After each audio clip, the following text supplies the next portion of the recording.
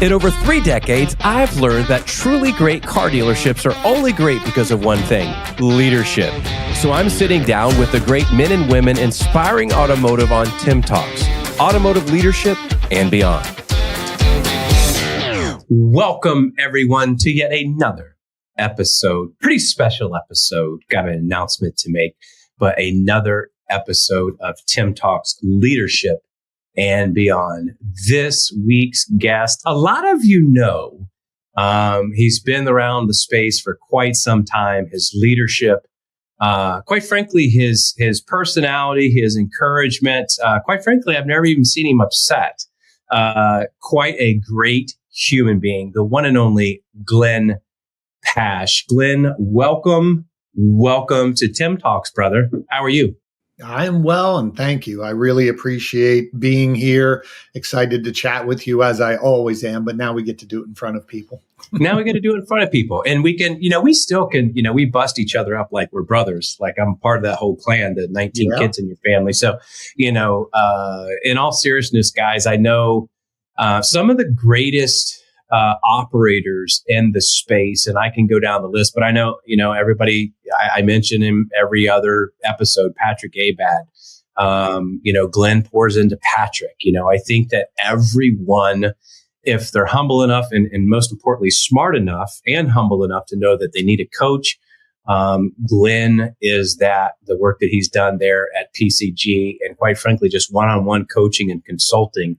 Some of the best minds in the space use Glenn for that. We got a lot to talk about Glenn. Let's just dive right in, just really quick for the two people out there, that don't know PCG, that don't know DMSC and Modern Retail Conference, and don't know how you got in this whole automotive space. Give us a little history lesson on how you got to the space, and how obviously PCG and all the events that you and your brother do and all that have kind of come now.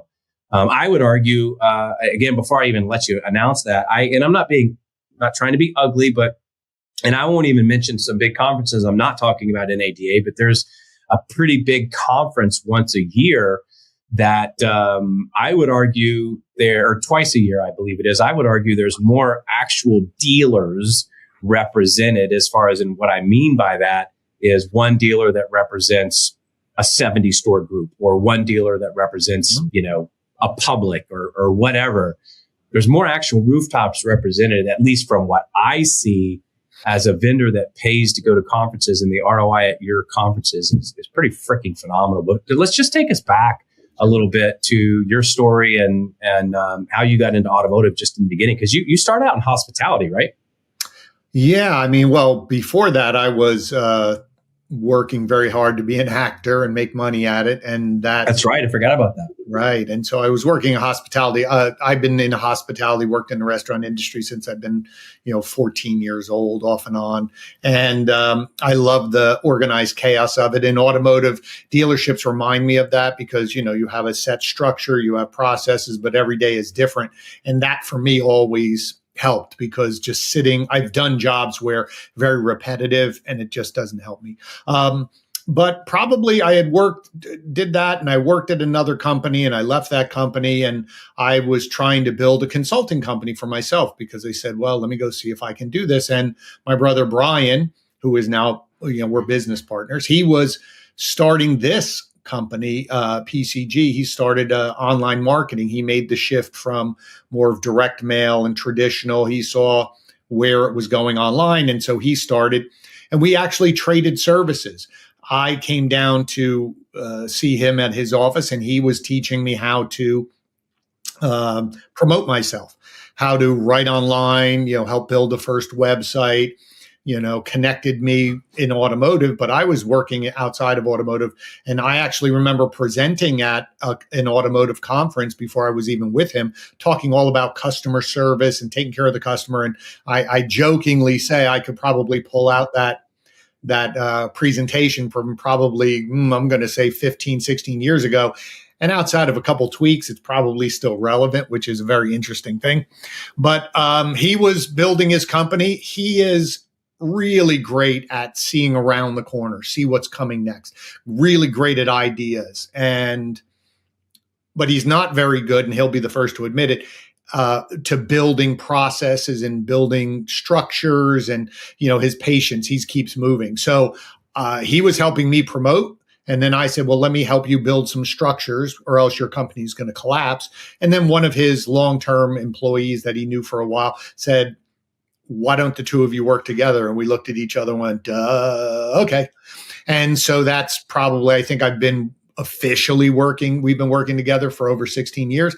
And automotive, oddly enough, just happened to be a vertical that we stepped into, because when Brian was starting the business, as you always do, you go to all your friends and family and people So we were doing SEO, and that's what we really started out doing, was SEO and content. Did it for the person who did his LASIK eye surgery, and some of his friends who had restaurants, and somebody was a yearbook company. And lo and behold, one of the people was a dealership. He went into the dealership and said, you need SEO. And they're going, I have no idea what this is. He's like, but you need this. And they negotiated somehow that was one of our first clients. And at that time, a lot of money was coming into digital, so to speak, and people were interested in it, and conferences started. So we started putting ourselves on stage and writing in every publication we could figure out how to do. And lo and behold, that vertical just took off. It wasn't really conscious, but we saw the trajectory, and we said, let's make a mark in here. And we've been doing this now he's been doing it for almost 20. I guess I'm around 16 years. And it's been a great ride. It's pretty funny. As a matter of fact, you mentioned that and I took a picture. I just turned my phone off so it didn't go off, but I took a picture of it because it popped up in my memories in Facebook. And how we met is, I'll never forget. And I don't even think you know this. I haven't told you this, and I haven't told Brian. I don't know where this is going, but I'll never forget. It's good though. Car Now, and I'm not. Car Now started. People know the story. It was just me knocking on doors, obviously with just a couple other people that were building the code and figuring that out. And as I knocked on doors, we hired a few people. And I remember Aaron Baldwin, who's now I know he's the head of product. I don't know his official title. But at Automotive Masterminds, incredibly intelligent young man. And it was just a couple of us. And I can remember, knocking on doors, and we went to our first NADA. We didn't even have a booth. And I got a notification email. I don't even know how you got my email. And one of our dealers, Andy Wright, told you guys that you have to check out this car now. So I had never heard of what, and I go to Aaron Baldwin. I'm like, what is this? He's like, dude, that's a really good thing. So I can remember coming by the PCG booth, because I didn't even know there was an award ceremony. I obviously missed that. And we picked up our award for our software that I didn't even know that we were up for. It was one of our dealers, and that's what started. I was so proud. In fact, I literally, and it's a little embarrassing, but it was a proud moment. You don't know. I mean, I left the dealership literally in December of 2014 with a daughter getting ready to go to college, and we had 0 paying dealers. And the fact that, a few short months later, I told Aaron I was going to walk around with a chain, make a chain for it and walk around with it on my neck, because I was so proud of that award. And that's how we got to know you. And then I just got a notification from Facebook Memories, the 2017 Automotive Engagement Conference. And that's where you and me and Cassie and Dan Moore and Brett Sutherland and, Lot Links. We all hit the road, and I think we did. I don't want to exaggerate. I think we did like 8-9 cities and like. Yeah, I was going to say I was leaning towards 10. But that's just a good example of what Brian thinks outside of the box at times, because when we were doing, we were analyzing and just looking at products based on what our customers were asking us about, saying, what do you think about this? What do you think about that? And then Brian said, because one company said, oh, we'll pay you if you do this research report and write about us. And Brian said, well, the only thing I'll do is, as long as we can be honest. I'm not going to tell somebody that it's great if it's not because of my reputation and the PCG reputation. And they were fine. And all of a sudden, Brian was sitting there going, the one thing that dealers don't have at that time, they didn't have a consumer reports, so to speak, for automotive technology. Yeah. Yeah. And he said, we could do that. And I said, oh my God, on top of everything else, here it is, another figure it out how we're going to do this. And so we figured it out. Hey, this is a great idea. Glenn, go handle this. But the interest, exactly. That's what it was. But it's funny, a little side note, people say, how do you work with your brother? And I said, okay, I'm going to give you an image here. How it is Brian goes, I have an idea, throws it over his shoulder and goes, build it. And he keeps walking and I'm pick it up and I'm like, all right, let's see how we do this. Now he was doing the writing analysis, but we all put this together. And what was great was we got a chance to meet people like yourselves and Dealer Inspire, Joe Churro. Joe Churro. And a lot of technology that never would have seen the light of day. That's right. And again, we are not saying we're the reason, it's the technology. But in your case, and just like other ones, people recommended you. And all of a sudden, people started getting that book, that big, dumb book that we had. And you'd see dealers start walking around NADA with it. And they'd walk in and say, hey, is this you? I want this. And finally, one person said to me, I can't remember. I think it was a dealer. And I can't remember. And I don't want to name the name in case it was the wrong one. But he pulled me aside at one NADA and he goes, and he just did his finger in my face.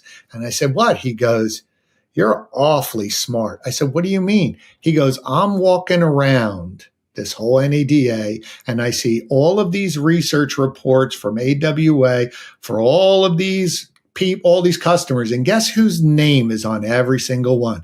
PCG Digital. He goes, you're in everyone's booth here in NADA. And I said, I don't know what, jokingly, I don't know what you're talking about. But he said, that's so smart. Not only are you helping the dealers be a trusted resource, you're helping the vendors promote themselves, but somehow you're in the middle positioning yourself of, we know what we're talking about. Yeah, it's been cool to watch. And we love where you guys are going too. We've been such huge supporters. And the one thing, tying into, and I know we'll get to the book, but one of the things that I always admired about you and your company is the fact of you're ready to jump in off the edge. You're literal. I still remember, and it's so in my mind, and it was very impactful and things that I've done over the last, good Lord, now, because it's pre-COVID, you lose track of time, but it has to be around 2017. And you could correct me, but it was a time that when the idea of digital retailing first was coming out. Like nobody really knew what it was. And Brian, at one of them, DMSC or one of them said, because I kept saying to him, this is nonsense, that we're driving, and I was mad as an agency. We're driving all this traffic to the website and we're getting blamed for no sales. But every time I click on this button, check availability, and the customer's assuming they're going to get an answer, it's a form. I said, that pisses me off. And somehow in that flow of all these conversations, he was like, well, what if we remove the form? What if we get right to a chat or get right to a conversation? And I remember him challenging, and you and Joe Churro from Dealer Inspire were the first ones who were like, we're going to do it. And not just say it, you guys did it all in. And that's what I always admire about it, is like, you're just like, hey, let's go, let's roll and figure this out. Yeah. And sometimes, you're always tweaking. It's like software, your company, your body, it's like a Jeep. Sure. You're never done with it. There's always another. Yeah, but the good thing is that you're never done with it. And what you're saying there is I'm not done with it versus I'm good. Like you're always going, can we push a little further? You're constantly looking. And I think that's what makes your company continue to be one of the leaders, is that you're never satisfied. Yeah. I think that there's good and bad. I mean, I think there's a never satisfied bad aspect, but as far as stuff, I think that can be a little bit, as far as never satisfied, continuing to push the envelope to serve dealers and sell more cars and service more cars. I think that's extremely healthy. Well, let's dive into it, because I do want to talk about, ladies and gentlemen, if you want to show Glenn, if you want to show the book, the title of the book, why you wrote the book, there we go. This is one of the. I just got some copies, The Road to Sold, A New Approach to Your Online Sales Process. And as I told Tim in the book, right, after you go through the forward and tables of context, what starts the book? A quote from Tim Cox, and he said this a long time ago, and it always stuck with me. And I was kidding. I think you thought I was kidding when I said, oh, you opened the book, and you're, oh, yeah, sure. It says you can't sell a car without a conversation. And I always remembered that. And that was really one of the genesis of this book over the last few years when I've been working with dealerships. And finally, I thought I'd be rewriting this Selling Cars in the Digital Age. And Brian, my brother, was the one who said, no, this is yours. It's your voice. You write it. But it was this idea of conversation. We were the processes that have been in place were so about forms and so about leads. And we were always chasing someone, not serving someone. And it always bothered me. And I kept saying, yeah, we're selling cars, but how many are we missing because of this? And then when I saw Urban Sciences data, maybe a year ago, I was like, there's data that supports what I said. And when they track people in a CRM and you see how many people that are in a dealer CRM who end up submitting a lead, but go buy from someone else 8 days later, 15 days later, a month later, and everyone's just focused on those first few days because they're still in that old mentality of appointment versus conversation.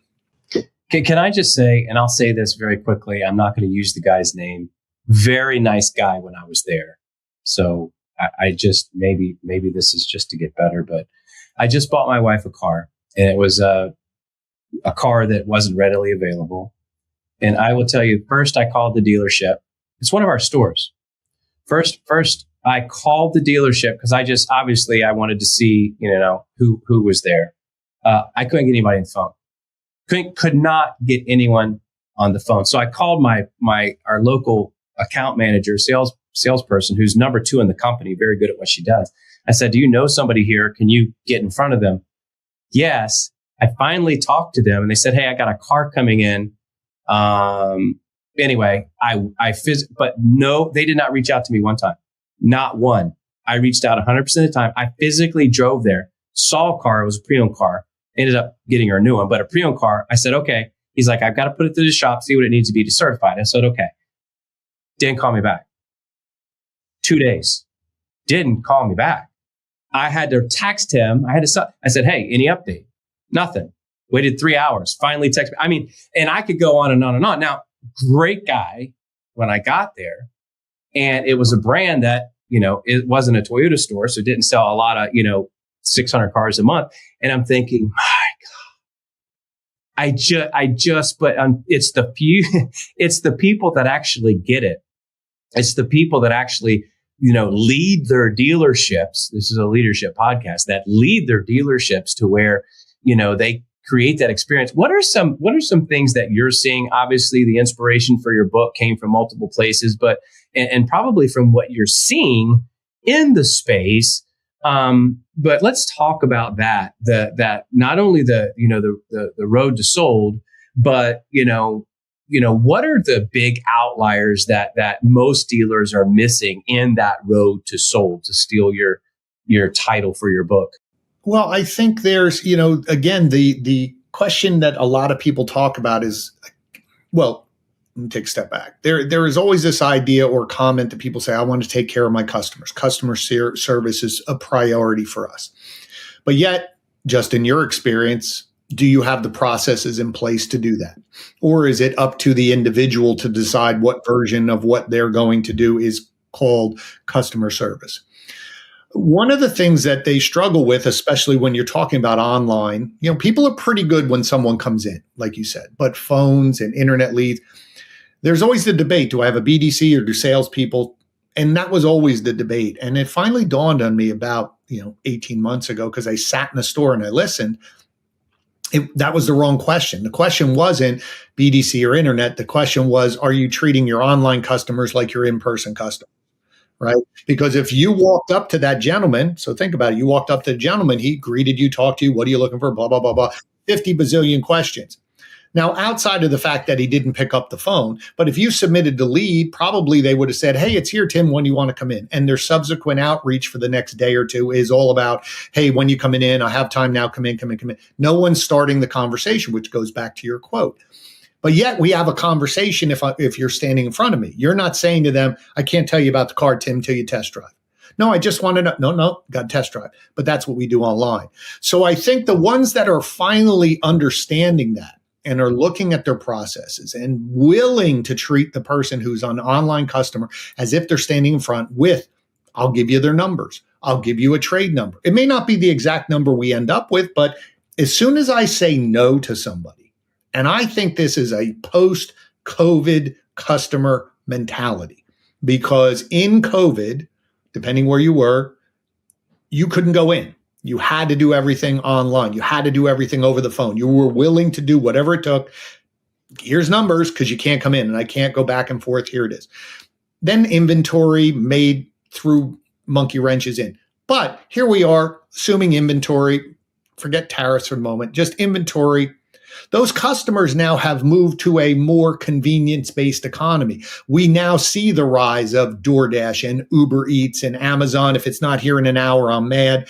So everything has sped up. Plus, the people that were in COVID who got that quick, fast online deal are back in the market, and they expect something better, not going backwards to what we used to do. Well, we can't give you a number till I see it. I can't give you numbers till you're here. The people who get that and have leaned into keeping that moving forward and leaning into convenience are going to dominate it. That's what I'm seeing is there are people going backwards and the people who are going forwards, and the backwards people are scratching their heads going, why aren't we having more conversation? Why are we selling? Because you're putting obstacles in front of people who are all about convenience. Another quote, and it's too late to get it in your book, but thank you for that. I'll write it in the front. Right, just write it in when you autograph, when you have your book signing. That's the way I'll sign it. Tell me the quote. Tell me the quote. The quote is this: what would happen if we treat, or some people, there's one dealer group that was kind enough to actually print it out and they put it all over their BDC. What would happen if we, it's just a different way than you said it. What would happen if we treated every internet lead like a showroom up? Honestly, ask yourself that question. And I think that, what I would like to get into is the leadership behind what is the difference. Because look, I'm in dealers in fact, and thankfully that this particular dealer we still have, but I can remember, us selling a dealer group. It was like almost 4 years ago. And you happened to be consulting with the dealer group at the time, and they were late for training or didn't want to come to training, car now training, and you were there and you were facilitating some things, and the general manager literally told you, why am I going to go to training? This is just another idea that is going to go by the wayside. So literally the GM was like, why would I go to training? This is just another idea that's just going to fizzle out. And you remember that. Obviously we'll leave it at that. And now that dealer has become a pretty good friend, and it's 5 years later. So he changed, he broke the mold. But let's talk about what is the difference? Why do you think, because you're in probably as many dealerships as I am on a weekly basis, at least different bases. What is the difference with the leadership on the dealers, the GMs, the GSMs, whoever's putting that process together that say, you know what, we're going to make a difference. There's the line that we're burning the boats. You know what I mean? We're burning the boats. The way we used it, this is the way we're going to attack. What is the difference in that leadership mentality that you see on a daily basis, which obviously was part of the inspiration for your brand new book coming out on Monday, Road to the Sale? So I would say it is the ones that first have a process. They've thought it through. They've written it out. They've done call it the proper training. And that's where I think the line is for everybody, more or less gets to that point. The really great ones really focus on the implementation. They really focus on how do I take it from classroom or webinar training with Car Now and make sure it's getting done every single day. And so those people talk about it every single day. So if you want something to stick, you talk about it every day. So if I want to see, are chats being answered at a certain time? Are we using the digital retailing information that I can submit in a Car Now lead in my communication out to that customer?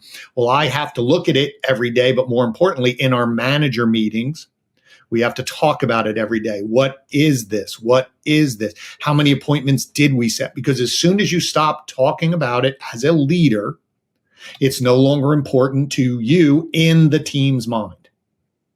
And so now you've moved to something else, and all they want to do, again, think of it as kids. Kids want to please the parents. So whatever you're focused on, look, I'm focused on it too, like me.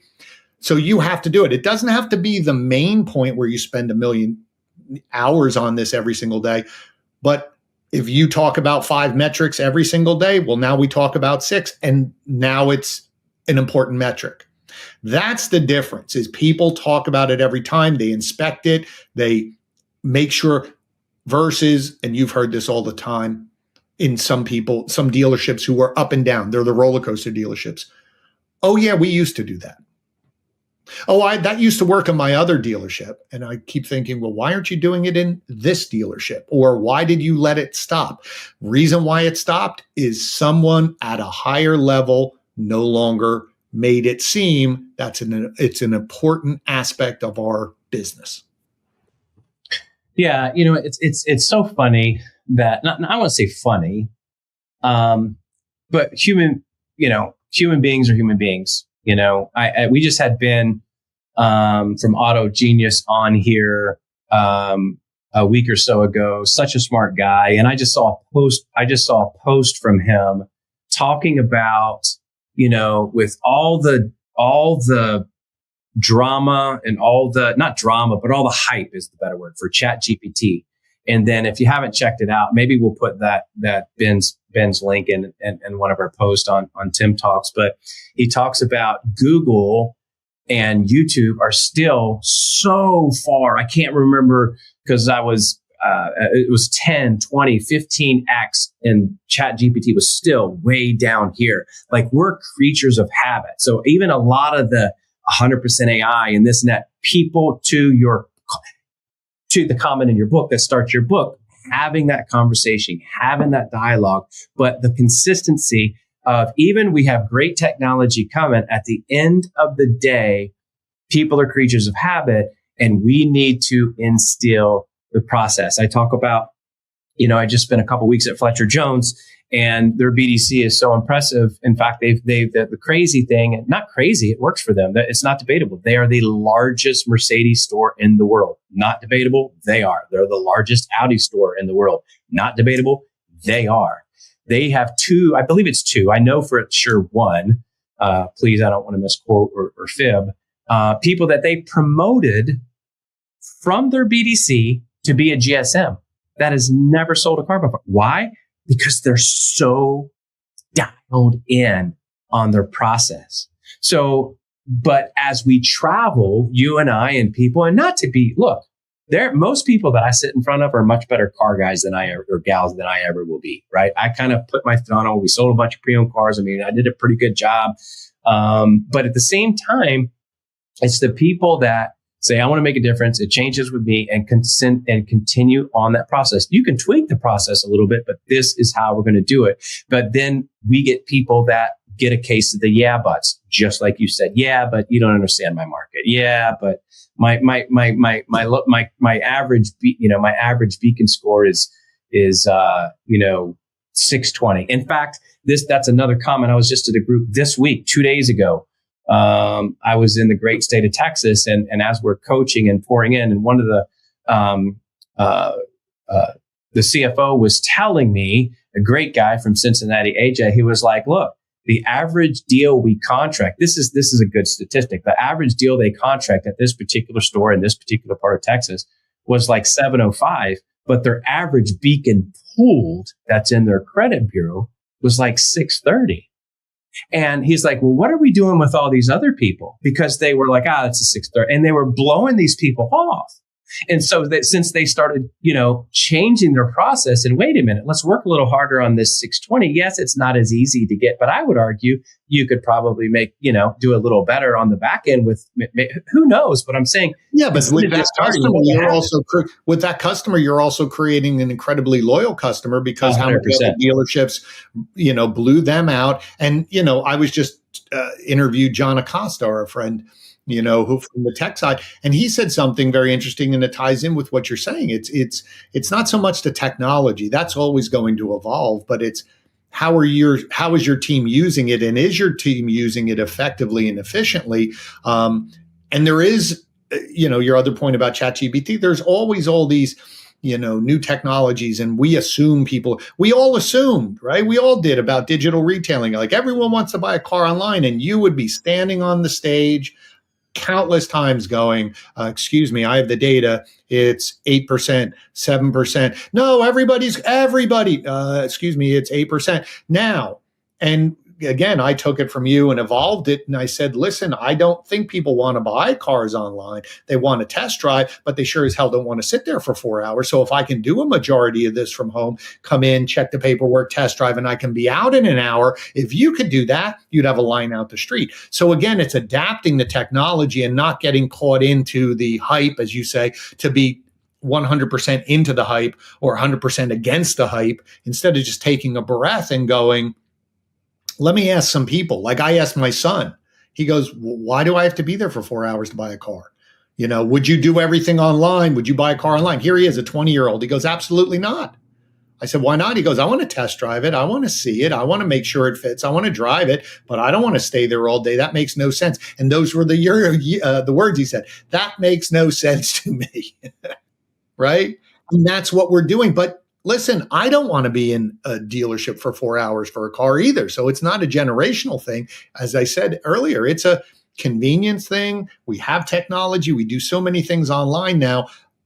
If you want to continue to hold on to antiquated thoughts or feelings or stuck in the way that you're going to do it, you'll still sell cars. God bless you. But if you want to accelerate and you want to grow, you're going to have to change and adapt. Very well said. As we come up against it, we love keeping these right around 30 minutes average commute time in the United States. Hopefully we may. Unless it's Atlanta, which is more like an hour. Yeah, unless it's Atlanta. I did drive 52.4 miles one way, hour and a half for 10 years. And Glenn, as he I'm from the New York area, and Atlanta traffic scared me. It's horrible. It's freaking horrible. It's not as bad as LA. My friends out in LA. No, not as bad as LA traffic, but I will tell you, it's pretty bad. Ladies and gentlemen, the kindler, gentler Pasch, Glenn Pasch. I love you both. We're probably going to have to get up our part 2 lineup, but hold the book up one more time if you don't mind, Glenn. Sold. Road to Sold. It is on Amazon. The 14th of April. And absolutely. I will be signing, Glenn will be signing the front of the cover, and I will be signing the comment on the first page at our book signing. I'm very thankful. Thank you for that. I got a picture of you. We'll have to get a picture. No, in all seriousness. Great stuff. Thanks, my friend. Appreciate we'll have to do this again. What is your process? Are you treating, let's just be honest. I told my team today, when you look in the mirror, when you're done, whatever your job title, and you've put in a good day's work, you think, have you really done everything that you possibly could do? What's that one more thing? What's one more thing that you possibly could do? That's a whole other podcast in and of itself. Glenn Pasch, the one and only, The Road to Sold. We're going to, Rob, if we could put a link to that book in the comment section, Apple, Spotify, everywhere you could find TimTalks, please do that. Ladies and gentlemen, we love you. Thank you so much. We're definitely not the smartest person in the room, but as we always say, no one is smarter than everyone. Let's just continue to get better together. We'll see you next time. Go buy the book.